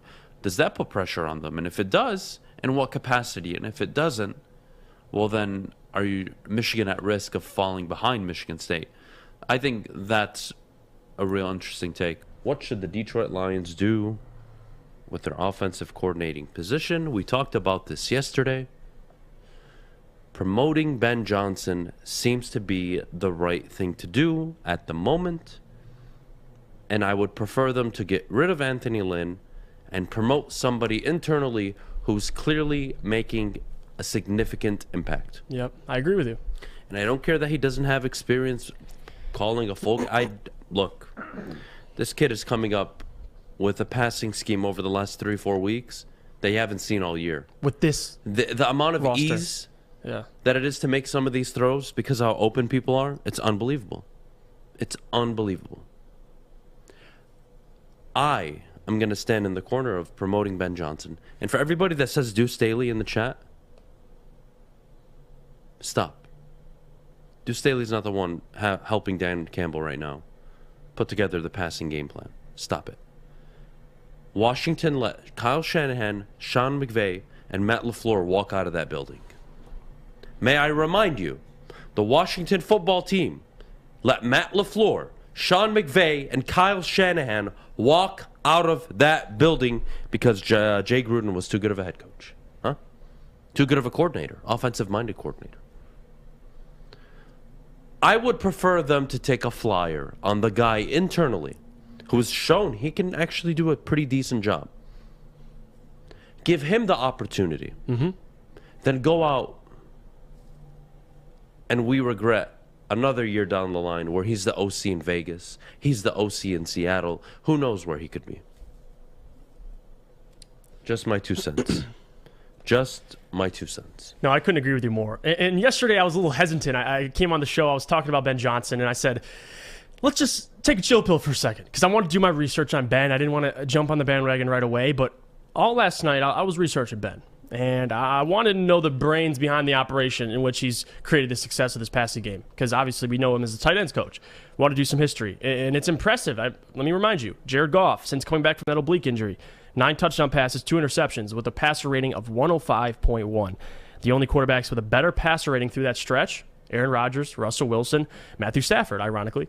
It's a pretty good category to be in. And some of that has to do with Josh Reynolds, obviously. It's not all Ben Johnson, but Ben Johnson deserves credit because he was instrumental not only this year, last couple games, but people forget he was the tight ends coach through T.J. Hockenson's breakout year. I mean, this guy has, guys like Amon-Ra St. Brown, Jared Goff can't say enough good things about him, the way he sees the game. I mean, look at this. Since helping out with the pass game, he's already brought more creative ideas, which we preach all the time, more creativity. And look at that 23-yard touchdown catch to Brock Wright in the Minnesota game. He motioned the fullback, pulled the backside guard, got Brock open, and he's a tight ends coach. So he's familiar with the tight ends already. And even, let's go back to last game. How about the player Amon-Ra St. Brown pretending to pass block, leaked away for a 37-yard touchdown? He gave credit to Ben Johnson for that. So this is constant evidence that the Detroit Lions may already have their future offensive coordinator a part of their organization. And yesterday, listen, I made the point that I'm a little hesitant to promote someone within, but I think the point you just made is countered me last night because I was thinking about it. Why not? And why would you let him walk? What's the risk, right? What's the risk? There you go. Detroit, do you actually expect to make the playoffs next year? Realistically, no. Right? Cool. Glad we're on the same page. There's a young man who very well could be. Again, and this is just from, we're not even behind the scenes. And you can see the potential. Do not let potential walk out of your building. I'm telling you guys, Washington. Ask everybody in Washington how they feel right now. What they could be with Antonio Gibson, Terry McLaurin, maybe even a franchise quarterback had they had different people in charge. Sean McVay, Matt LaFleur, Kyle Shanahan. You don't let that walk out of your building. Ben Johnson, I'm not saying he is going to be them, but he could be. And he knows the offense. He has the potential. And let me make this point. He knows the offense because this is a guy that not only was a tight ends coach. I looked at his history. Obviously, in Miami, he was with Dan when he was the interim head coach. This is a guy who was an assistant quarterback coach. He's been a wide receiver coach for multiple seasons, tight ends coach. He was a quality control coach for the offense, and now he's a pass game coordinator. So this is a guy that, in my opinion, has done his dues. He's put in the work, and he's covered multiple positions on the offensive side. And this is a guy who was played quarterback in college, wasn't that good of a quarterback, but he's familiar with the position, and that's a great candidate. You just made the point about Matt LaFleur, Sean McVay, those guys, Shanahan. Ben Johnson, not saying he's to that level, but I'm saying is you don't want to take that chance, and I think it's worth it. Give him a chance. You've seen what he can do. Jared Goff is willing to put his name out there for Ben Johnson. So I love it. I'm not going to say he's going to be the next big OC, but I think he's deserving of a shot. 35, 35 turning years 36, old. Young guy. Guys, that's what you want. That's what you want. You want a guy that, again, what makes Kyle Shanahan so good? Right? Let's just use him as an example. Oh, well, he's just using his dad's scheme. No, he's not. He took his dad's zone blocking scheme, of course, and the run game, and he revolutionized it to an extent, and then he added the modern game of football in it, and now here you are with the San Francisco 49ers. Already been to a Super Bowl, now 8-6 this year. Sean McVay. They all copycat each other and then add their own twists. And if I can get Ben Johnson in the door, I don't even hesitate. I really don't. I don't care what OCs are available. I don't care about Joe Brady. I don't care about any of these guys. There's somebody internally who's actually making an impact right now. And all I hear is the potential he has. Do not let potential walk out of your door. That's simple. You do not let potential walk straight through your doors. Unacceptable. So yeah, yesterday we brought it up. I don't blame people for being hesitant. I don't mind that. But I think the more you guys look at it, the more you'll understand that, okay, you know what? Yeah. There's a really good chance we may drop the ball if we don't promote him. And I saw in the comment section, Anthony Lynn staying next year. Absolutely not. No, he's gone. Done. Guys, you don't get demoted at a company and stay. Let's start there, huh? Let's use just common sense real life. You are the head of data for IBM. All right? And then you get demoted to the regional manager of data in the Western Hemisphere. I don't know. I'm just talking here. You don't stay at IBM. People aren't willing to fall from their original position. They aren't. Anthony Lynn is not willing to be an offensive assistant. He's not.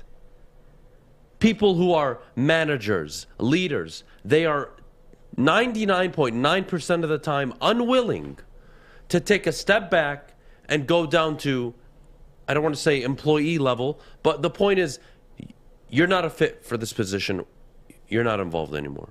You're not a fit for this position. You're not involved anymore. And then they stay. They never stay. Because that loss of power, how do you look your coworkers in the face the same? Anthony Lynn walking out there, he used to tell everybody what to do last year. Now this year he's being told what to do. You think he wants to be a part of that? Nobody does, guys. They're humans.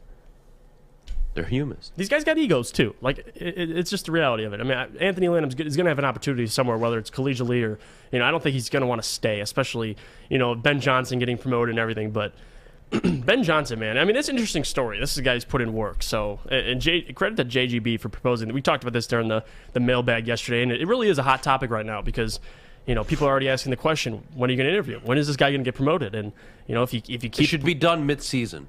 And it should be known from Don't now. let him interview in the offseason. Yeah, I would do it. I wouldn't do it either. I would do it as soon as I would do it before the season ends. We need to talk about Cade Cunningham. He, in my eyes, is the front runner for Rookie of the Year, but I got to hear it from these guys. Jeff, what do you think? Well, for Cade, I think it's not about, because we talked about him missing games, and that's important, obviously, when you look at the Rookie of the Year race. Joel Embiid, we remember the iconic year where he had a dominant rookie year, but he played in 30 games, so he didn't win it. Malcolm Brogdon won it, even though he didn't have the necessarily the same numbers as Embiid. He played the entirety of the season. This is different. I mean, Cade missed, obviously, training camp. He took some time to get his legs under him. Didn't play the first couple games of the season, but ever since he's played, he's been getting better every game. He's looked more and more like a superstar, all-star every game. And that's what you want to see, that progression. And it's there. He's the man on his team. And Jalen Green, I mean, you saw what he looks like the first stretch of 10, 15 games. He was in the lineup. The Rockets were the worst team in basketball. He's out of the lineup. Now the Rockets are on an 8-game winning streak. So there's differences. And I think he's missed now more time than Cade. You have Evan Mobley, who was leading the Rookie of the Year race. He's missing time. Scotty Barnes is probably the only real competitor because he's balling over in Toronto. So that would really be the difference. But with Cade's case, he's leading all rookies in points. And I saw this stat, which is interesting. When LaMelo Ball won Rookie of the Year, he's putting up the same numbers as Cade right now. And now, mind you, LaMelo was healthy. But Cade, if he continues to get better and put up the points he's putting up, 20, 15, somewhere in that area, he's going to end up averaging 16 to 17 points by the end of the year. A couple assists, couple rebounds. He looks good defensively. I think he has a real case. But the thing is, if the Pistons are the worst team in basketball, he'll still win it. I'm hoping he still wins it. It does not matter. It's Rookie of the Year, not most valuable player. No, I get what you're saying. I get what you're saying. Sorry. LaMelo Ball won it last year, not because of his stat line, but because towards the end of the year when he came back healthy, he was putting up triple-doubles, 27, 7, and 7 every night. Cade's already doing that right now. Yeah, he's balling. And if he's healthy all year, I'm sorry, the stat line is not finishing at 16, 6, and 6. He's going to be 20.2, maybe just below 20, around 6.8 rebounds a game, 6.2 assists, maybe even below. I don't know if he can consistently get 6 assists, but who knows? Depends if the Pistons can even score points right now. But regardless, he's the clear front runner. And guys, I think it's really nice where you can sit back and say they got the number 1 overall pick right. Now, does he become LeBron, Kobe, Steph, Giannis, KD? Is he ever going to be that level? You need 4, 5, 6 years to say that. I think we can all agree he has the ceiling for it, right? Mm-hmm. But who actually comes out and says, outside of LeBron, like he's going to come in and change the league? Well, not change the league, but like he's the next MJ. Who's that guy that's coming out? It doesn't happen often. It happens once every 30 years. So when you look at this guy, you're like, he's playing like a number 1. Yes, we're a bad team, but we know eventually when he turns good and he's a star player, we're guaranteed a playoff spot. And it's just on us to build a good team around him. And if we can draft another star, well, then we have a chance at building a dynasty here. And if we have 2 stars, maybe we can attract a free agent. That's how this thing is going to work out. But no one's going to be able to tell you Cade's going to be a superstar by year 1, 2, 3, or 4. Like, it's just, no, I don't want to say it's a wait and see, but in the NBA, you usually become a star by year 5. So we're 4 years away from that. Yep. So I don't even care to discuss he's an all-star, superstar, star player. He's got the ceiling. He's got the work ethic. He looks damn good. I don't see a problem with Cade. He's the Rookie of the Year so far. Hopefully he stays healthy. And look, if this team doesn't translate on the court in terms of wins, I mean, what are you going to do? What exactly can you do about it? That's the tough part. I don't care for the win-loss record when we're talking about rookies, especially when they're drafted in the top 3. They're going to really bad teams. I agree with you. Like, sorry. LeBron didn't even make the playoffs his first year in Cleveland. It just doesn't happen. Especially when your team is that bad. Especially when you have point guards where you have 3, 4 point guards playing at a time in a rotation. Where's the chemistry? Right. Where's the consistency? Where are the shooters? Sadiq Bey can't hit a 3 if his life depended on it right now. Mm-hmm. Teams in turmoil, but I'm sorry. I am totally in love with Cade Cunningham right now. Absolute superstar talent. Hopefully he turns good and becomes a superstar, because that's what the city needs, especially for its basketball team. You need to have a superstar in today's NBA. I'm sorry, you just do. You won't win without it. The going to work Pistons, great memories. The Mavericks, I think, are the last team, even though they had Dirk, that didn't have this this buildup of superstar talent. Every year since, it's been LeBron, Wade, Steph, Clay, Draymond, Steph, Clay, KD. It's been this. And then there was the year in Toronto, but we all know if the Warriors weren't hurt, they probably win that year, so I don't even pay attention to that. And then you look, the last 2 years, LeBron, AD, there's that team. Giannis, Middleton, Drew Holiday, Brook Lopez, that's a stacked team. You need talent. And the Pistons are lacking it right now. So you need 2, 3, 4, 5 years. I'm sorry. It's just how long it takes in the NBA. Yeah. And I think this rookie of the year conversation, too, it's not fair, and I agree with you, because you get drafted number 1 overall. Obviously, you're going to a bad team. And now I want to add this. Jeremy Grant's out. So I think that's going to help Cade as well. I think Moron mentioned it, which I was going to mention. It was a great point, because Jeremy Grant, your leading scorer, he's out. Cade's clearly the man. And with Sadiq, the slump he's in, Killian doesn't pose a scoring threat. So it's all really for Cade to do it himself. Let's shift to Jeremy Grant, since you just brought him up. He's being shopped around, injured at the moment, but he's being shopped around. Isn't that funny? You shouldn't trade Jeremy Grant, Adam. You shouldn't. Why would you? But then when they want to, it's okay. Adam, why would you? You idiot. Why would they trade Jeremy Grant? Oh, he's injured. Oh, yeah, trade him to the Lakers. We'll get picks. Yeah, makes sense. I love people. What do you think of the Jeremy Grant move? I've obviously been saying since literally before the season started, you got to trade him before the deadline. Is that something you're comfortable with, given how young this team is? Look, I'm totally willing to agree and acknowledge. Without Jeremy Grant, they look really young. I don't want to say clueless, but it's difficult at times. But it's a young team. Even with Jeremy Grant, they look like that. So having said all that, are you on board with the Jeremy Grant? Trade him, get whatever you can for him, or it's like, let's keep him. Where are you at with this? For me, I'm a little torn, because I like Jeremy Grant as a player. I think every team needs a guy like that. I'm not talking about to lead your team in scoring, but just a player. You got 6'8", 6'9", can guard multiple positions. I like Jeremy Grant, but the problem is, where the Pistons are right now, worst team in basketball, they're probably going to make a jump next year, a little bit of a jump, and then after that, you kind of want to see progression. By the time the Pistons are competing, I think Jeremy Grant is probably going to be damn near 30 years old. So in that case, do I want a 30-year-old Jeremy Grant who's probably going to make anywhere around $20 million? I don't. And I think, credit to the Pistons now for, teams are shopping, teams are asking. You got the Kings shopping Bagley and Buddy Hield. You got the Lakers. I don't know who they're shopping, because not a lot of players we'd like on the Pistons from there. But anyway, the Lakers are shopping. You got a lot of teams shopping. And I think now, yes, I think Jeremy Grant, just the way this team's heading, and now you understand that Cade, that you got to build this team around him. You got to surround him with shooting. You got to surround him with, a true big.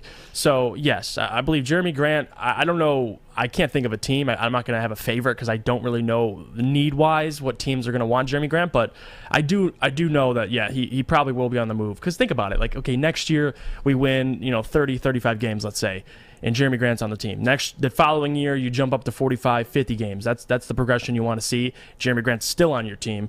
He'll be, just about 30 years old. So from my perspective, if I'm making decisions, I'm getting something for Jeremy Grant, because you're going to find Cade's co-stars through the draft. That's where you want to find these guys, and maybe free agency. But Jeremy Grant, where he's at now in his career, I think ship that man to a championship contender. Let's get some assets. I'm okay with it. I'm good with it. Look, I mean, when I said it before the season started, I understood, the not slight, it was significant backlash, but guys, you have to think big picture. Jeremy is not a number 1. He's a number 3. Right. Cade is a number 1. You got that locked up. Who the number 2 is on the team, you're hoping Sadiq Bey steps up to the plate. Right now, he's in a concerning slump, but you know what? You got to give him time. Sophomore slump, I'm willing to not look past it, but say, you know what? All right. Yeah. You saw something rookie year. Let's pick it up, Sadiq. Come on. You can slump for a month and a half, 2 months, but not the whole season. You're better than this. We all know it. Jeremy Grant at what, $28, $30 million? Once he re-ups, he's not worth it. Sorry. Especially on this team. I'd rather go get veteran big men that would stabilize this basketball team right now. I'm just not interested in it. I'm really not. So Grant's got to go, and I couldn't agree more. He really does. And people want to act like that's not like that's almost a compliment if teams want you and want to trade for you. Take him. I will gladly drive him to the airport. I'm sorry. I said I'd do it with Tavai. I'll do it with Grant. Grant, nothing personal. I swear to you. Good basketball player. Yeah. Not for Detroit right now. Sorry. Go play on a competitive team and go compete for chips. It ain't happening here, bro. Sorry. I might add this. I haven't seen you offer to drive someone to the airport since Tavai. Jelani Tavai. Which the situation's not as bad. Yeah, but it's a different situation. It just shows you that Adam, when he says that, I'll drive you to the airport. I mean it. He means it. He really that means does. I want you gone. Wants you gone. There are a few players that I make exceptions for where I take time out of my day to drive them to the airport. Tavai was the first. Yep. Grant can get it. So can Russell Westbrook. Everyone to the Morning Woodward Show. Like I said, we're going to revisit the Stafford-Goff trade, Adam. Are you sold? Who won this trade? And both teams won the trade. So let's start there. The Lions got 2 first-round picks. Yes. That is good. That's good. That's really good. Moving on.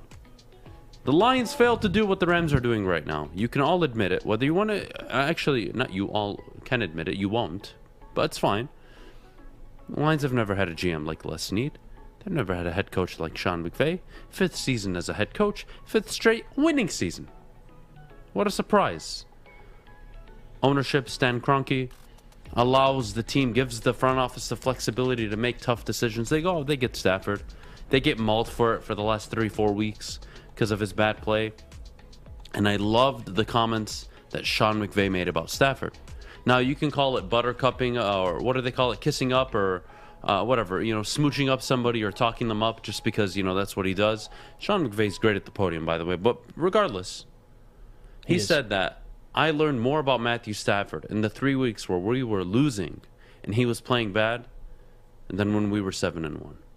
And to me, that says not only a lot about a coach, but the quarterback and their relationship.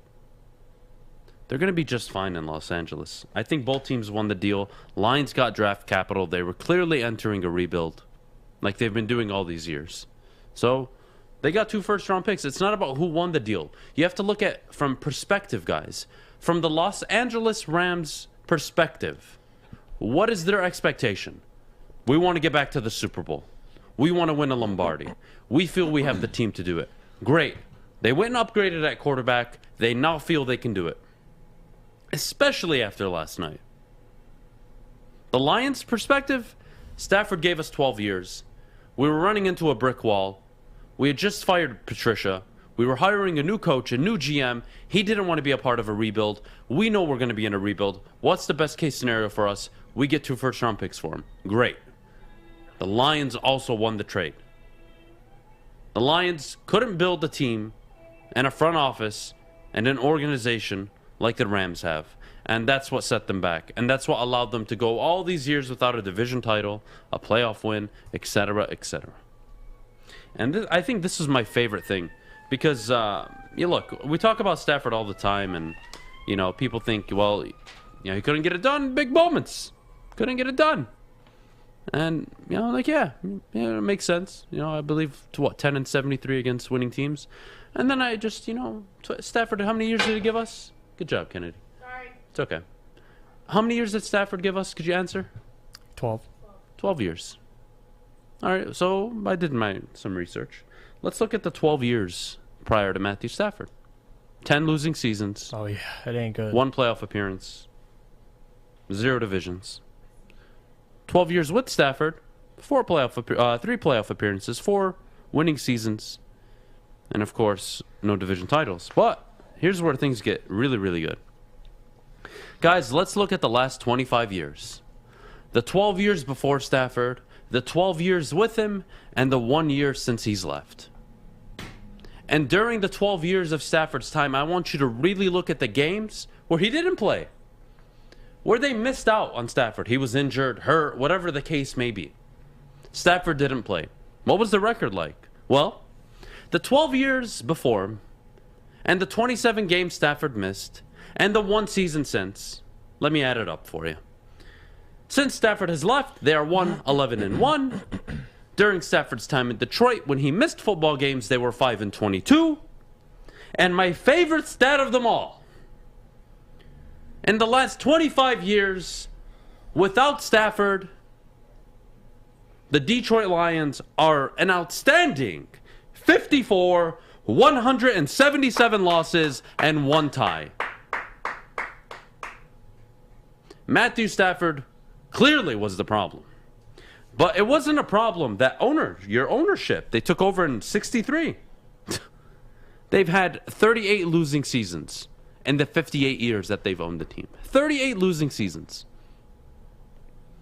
And don't get me wrong, there's a lot of 8-8s, 7-7s during the 14-game years. A lot of even records. Those aren't even winning seasons, let alone division titles. And you have 1 playoff win to show for in 58 years. There you go, guys. That is your history without Matthew Stafford. So this idea that Matthew Stafford couldn't deliver, I don't know a single person in the history of this organization that's delivered. Not only delivered, but people say he was the main source of the problem. But Stafford, I'm just a dumb you know broad. what Stafford is? Stafford in Detroit was that guy or girl in a relationship that just gave everything. Even though they knew the other person was unfaithful, messy, couldn't get organized, couldn't get their life together, they stuck around even though they were successful themselves, and they said, I want to bring you up with me.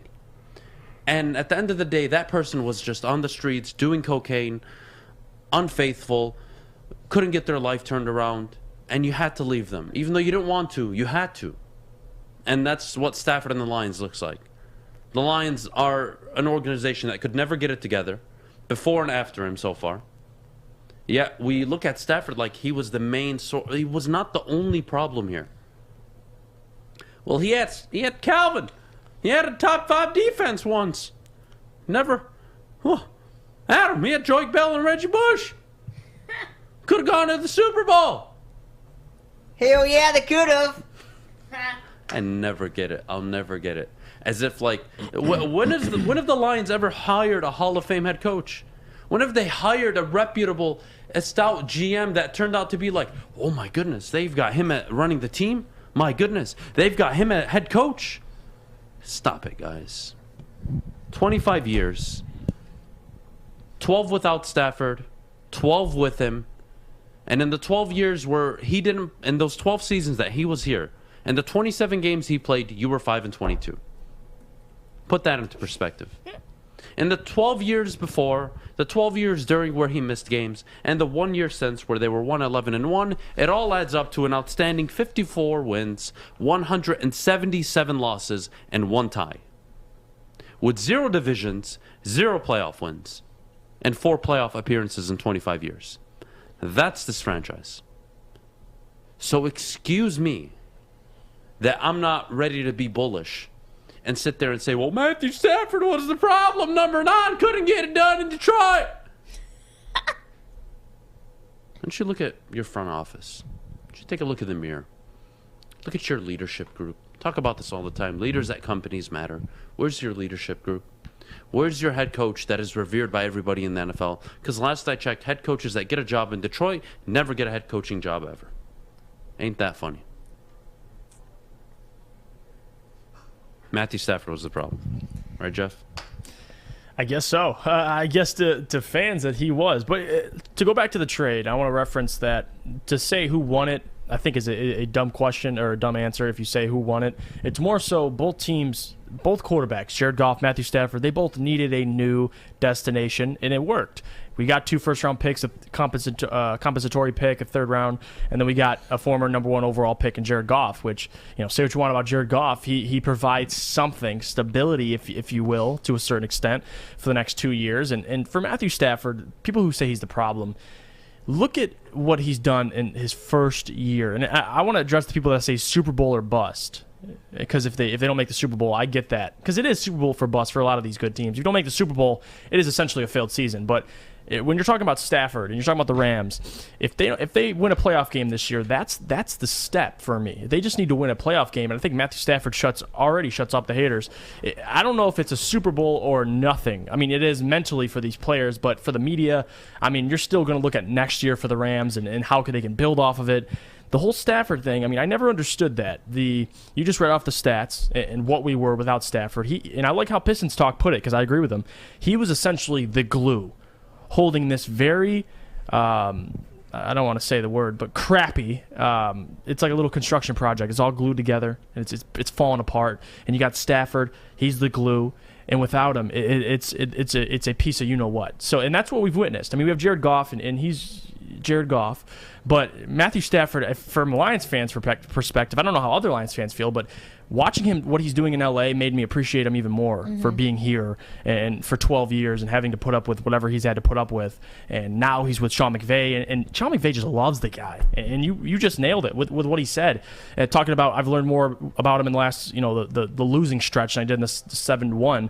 And just him saying that and understanding that Les Snead, Sean McVay, they believe in Matthew Stafford so much, obviously, that they gave up the capital. But not even that. Like, when you're losing games, still putting the ball in his hands and saying, go win us games, man, and it's working. They beat the Arizona Cardinals, and they're not done. I think that story's unwritten still. So I see in the chat, it's MMM. I wish you had a real name on the chat, but way too early to tell who won. No, both teams won, guys. This was a good trade. The Rams clearly upgraded at quarterback. Anybody who tells you they didn't is either on drugs or they refuse to accept that Matthew Stafford is a good quarterback. It's one There's of the two. a lot of those. And I totally lean on that they're on drugs. Having said that, both teams won. The Rams upgraded at quarterback. The Lions got draft capital. And that's now, what a good trade is. Now, in 2-3 years, when the Lions actually make picks with the Rams picks, if they bust, well, then you look at the Lions, you're like, oh, how do you blow that? But if they hit, well, Lions are happy. That's a good thing. So, no, both teams won. You don't need 2-3 years to figure it out. Yeah. Both teams won the trade. The Rams are much happier with Sean McVay and Matthew Stafford right now, and the Lions are happy to have the draft capital that they have. It's that simple. You don't need 2-3 years to figure it out. And why do people, I've seen this a lot, and it's always the comparisons that, well, Jared Goff is on a bad team. Who cares what situation he's quarterback in? The fact of the matter is Matthew Stafford is an upgrade, and everyone agrees on that. Okay, let's say I want to take you seriously. And when people say that, well, Jared Goff just as good as a quarterback, if not better than Stafford, because he won. Or they say he's on a bad team. And he won the division. Well, all right. So Stafford, playing for a horrible franchise for 12 years, managed to win on average 7 games a year. Jared Goff, in his 19 games since he's left Sean McVay, with or without him, won 18-1, or won 17-1. Excuse me. Right. Stop it. Stop with the Goff Stafford thing. All right. The truth is, both teams won the trade. The Rams upgraded at quarterback, and the Lions got draft capital. If you don't see it any other way, you're delusional. I can't help you. I really can't. I think, though, the results that will to come, like if the Rams obviously win a Super Bowl or two, whatever they do in the future, and if whatever the Lions do, I think you can kind of make an assessment. What does that have to do with the Lions? The only thing that plays out if the Rams go on and actually accomplish something significant like winning a Super Bowl, all that says is it's a big smack to every Detroit Lions fan. Because what it tells me is that the Fords could not put together an organization and a head coach and a team around Matthew Stafford that could have delivered such success. That's what it tells me, and I already know this. I don't need them to win a Super Bowl to know this. It's night and day difference, guys. So stop. Enough. I mean, look, you guys want to... I know Lions fans were happy for a 3-week stretch that Stafford was playing bad, and oh my God. I wasn't happy. They were more happy that Stafford was playing bad than the Lions were even playing a football game. It was unbelievable to watch. I love Twitter during those times, but enjoy those 3 weeks. Latch onto them, because if anything about last night is true, the Rams are a good football team, and they're going to be a problem. They can still win their division. The Cardinals drop one game, and the Rams catapult into first place. Watch out. That's all right. I want to move on to another team leader of another team, Jared Goff from the Detroit Lions. Obviously, his passer rating is 108.6 since Thanksgiving, which is 4th overall. And the only people in front of him are Kyler Minshew and Mac Jones, who have only played one game basically over that span. And then Tua and Stafford are 5th and 6th. Is it fair? Were we too hard on Jared Goff? No. No? He played like butt cheeks to start the season. He hasn't looked good. His first real good game, that kind of gave you hope to that's the Jared Goff that I remember watching in Los Angeles. Mm-hmm. And you want that. It's not like you want the guy to suffer and be god-awful. No. You want him to put together good drives. You want him to be, whether you like it or not, the leader of this team. He's the quarterback. He has to be. So, yes, a good Jared Goff is good for the Detroit Lions. I'm all for it. And no, nobody was harsh on him. He was playing really bad. Mm-hmm. Red zone turnovers, fumbling the ball every week. It was justified. It wasn't like people were out trying to hang him dry when he was out there carrying the team and playing well. No. This isn't a Derek Carr situation. What do you mean? People always hung him out to dry. And he wasn't the problem. Look, Matthew Stafford's time in Detroit will always be remembered as he underdelivered. He played 3 playoff games. He didn't win a single one of them. He regressed in each one of those playoff games.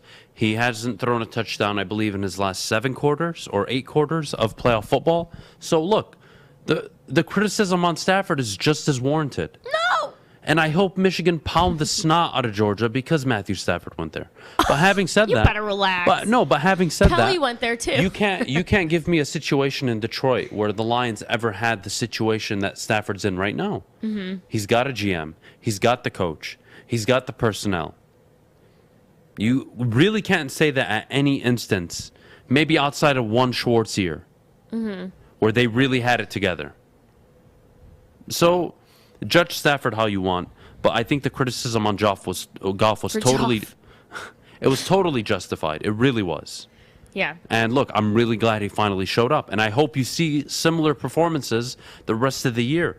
I am tired of Lions fans saying that Jared Goff can't throw the ball downfield. When you actually look at the numbers, he's effective downfield. Mm-hmm. Stop play calling like a bunch of wussies and put together an aggressive game plan. Stop being aggressive 4th and 1 on your own 28-yard line and start drawing up plays that actually move you down the field. Yep. Josh Reynolds has been an exceptional addition. Mm-hmm. That, I think, is what has turned it around. That's what I was just going to ask you. What did you think the uptick was? Did you think, because obviously he admitted that there was a bit of a back injury. Obviously, we saw Tim Boyle come in.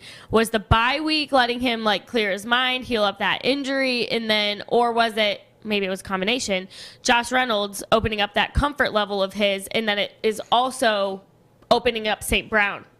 Look, St. Brown's gotten better. He's running better routes. You can tell just from watching the games he's getting more separation. So that's going to help any quarterback. Mm-hmm. Josh Reynolds brings that, chemistry that I think Goff was really lacking, and I don't think they were doing a good enough job of getting T.J. Hockenson the ball. Yeah. That is your X factor player. As a fantasy owner, I know they weren't. Regardless of fantasy. You can't have that good of a tight end and not utilize him. And look at the games where he's actually been utilized. They've been in those games, and they've looked pretty decent. Get him the ball. Continue to play how you were playing. DeAndre Swift being out, it kind of forced their hand. They had to throw the ball more than they wanted to. And they look good doing it. So I'm not going to bash them for it. Play better. Better play calling. Goff is just fine. He's an average quarterback. You can win some football games with him. I'm not saying he's a franchise quarterback, but stop acting like this entire season fell on Jared Goff because of his poor play. It wasn't just Goff, believe me. Your coaches were learning on the fly how to coach and how to call plays mid-season. Anybody would struggle with that situation. And Aaron Glenn sitting there having to watch the ball get turned over in their own territory on downs, and then his defense having to force a field goal. That's fun. Stop it. The losses and the struggling isn't just on Jared Goff. And as much as I don't like him, it really isn't just on him. That's as fair as I can be. I agree. Play calling not helping. A lot of people in the chat are agreeing with you. Reynolds is the one. Reynolds is the key to the rest of this season. Mr. Thomas says, no, stop overthinking. Goff is scared to throw the ball downfield.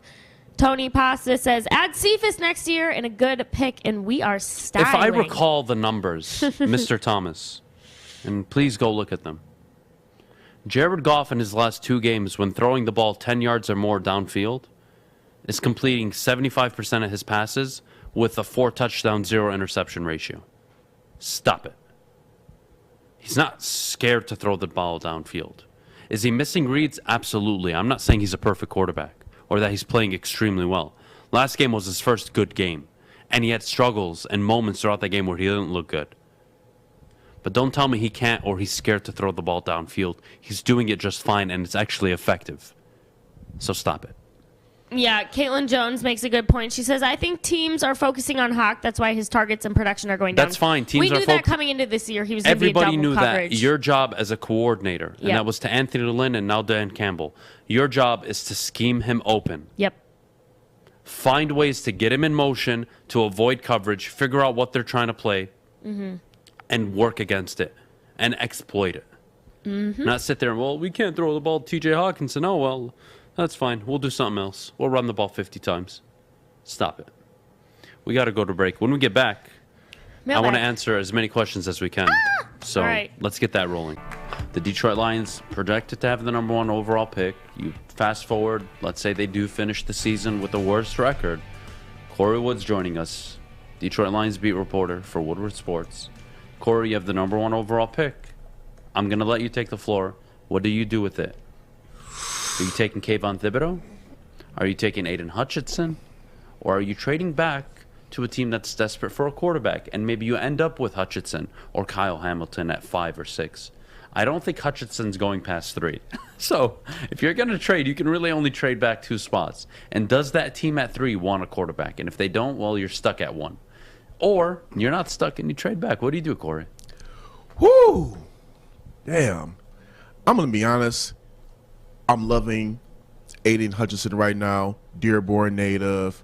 Would be a slam dunk pick to get the hometown guy. Dude, he went to Divine Child. I didn't know that. Yeah, would be a slam dunk to get the hometown guy, and especially with him playing some of the best football of any defensive player in the nation. But you also got Thibodeau, who's up for the Chuck Bednarik Award for the nation's top defensive player. And I'm going to be honest, if you're going strictly off of stats alone, Hutchinson is having better numbers, but when you're just looking at the tape, Thibodeau he's a MFing problem.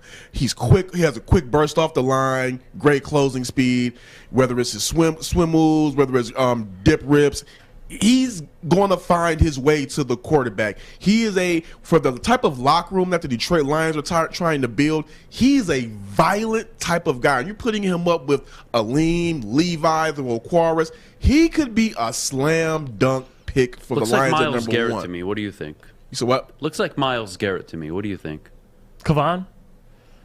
Not bad. I would say he's a little bit quicker. He's as he's not as huge. Maybe, but I think Myles was better coming out of college. I think than Kayvon. I think if they were in the same draft, it would go Myles by. You definitely go Myles. Yeah. I think Kayvon is more athletic. He's more of a freakish athlete to me. But if you're talking about like you want the guy who looks more, I guess you can say pro ready. I mean, Hutchinson looks like TJ Watt. Yeah. Hutchinson looks. He looks like a guy that's going to, in 5 years from now, have about 62 sacks, and you're going to be like, man, we passed on him. And again, at number 1 overall, you're expecting a Hall of Fame player. Yeah. When you draft somebody number 1 overall. Honestly, you really cannot go wrong with either one of them. I would not have a problem with getting either one of them for this simple fact. I've seen what Aaron Glenn has done with not the best talent. You give him a guy like this, oh boy, it could get real serious. We were talking about that earlier. Aaron Glenn has done a phenomenal job all year. The defense, he's working with nothing, and he's putting together a bend, don't break defense. I mean, that is impressive. They're holding guys to like 16 to 20 points. If you can't win holding teams to 16, 18, 16, 14, and 10, well then, you don't deserve to be winning football games. And, Corey, while we have you here, we can transition just a little bit off the pick. What's going on with play calling? They're going Is Dan Campbell on an extended week, probably 10, 11 days now, are they going back to Anthony Lynn? What does it look like going into the week? Or is he taking over play calling for the remainder of the year, and I have to watch that bogus for the next 6 games? I think that they have to give the play calling back to Anthony Lynn. At this point, you wanted to try something different to see if it worked.